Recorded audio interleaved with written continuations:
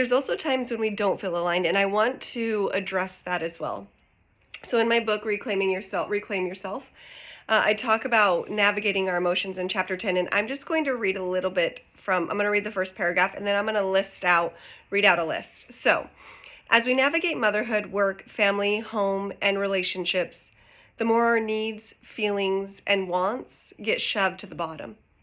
After being shoved down for so long, we can forget our feeling, needs, wants, and desires are even there.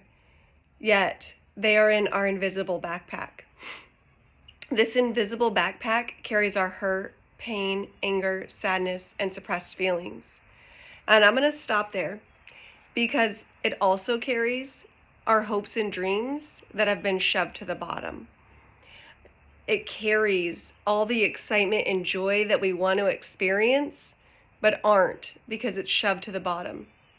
It carries the passion and the excitement and the liberation and the freedom that we know that we're capable of having, but it just keeps getting shoved to the bottom. So I want you to just take a moment to honor your emotions and how you feel, because as we do, we start to unpack that invisible backpack. That invisible backpack that only we can see is extremely heavy.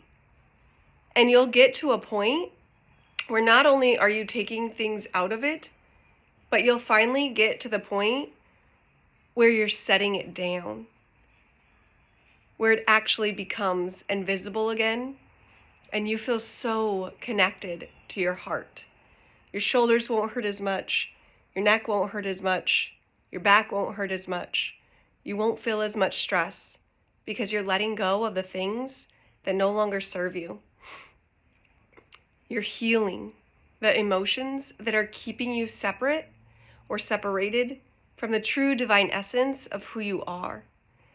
You have been called here for miraculous and wonderful things, and it doesn't have to be this huge, marvelous thing.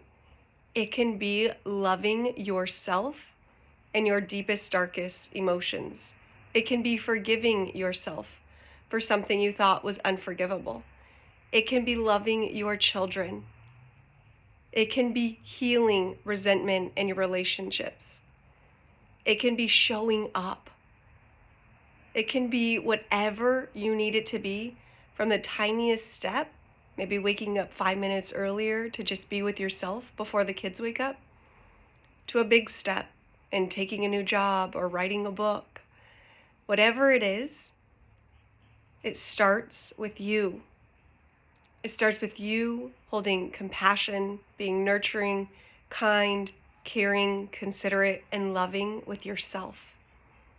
This is what it takes to heal our emotions, to navigate the big ones, the anger, the resentment, the rage, the grief, the sadness, the hurt, the pain, the frustration.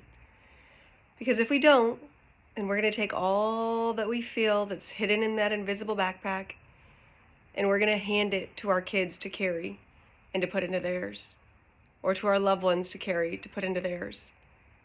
And they're not responsible for what's in our backpack. And honestly, we're not responsible for most of what's in our own backpack. But we have the power to heal what's in our invisible backpack, that invisible backpack that we're carrying around on our shoulders.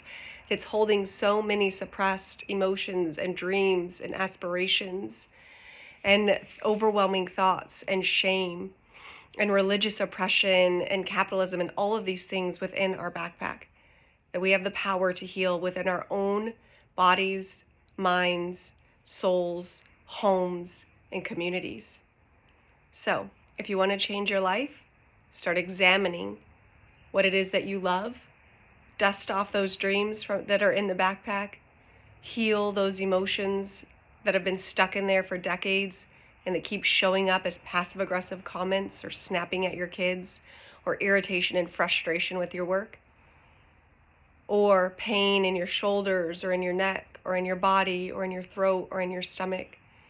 Start to listen to yourself, because you have the power to change your life, and just take it one step at a time.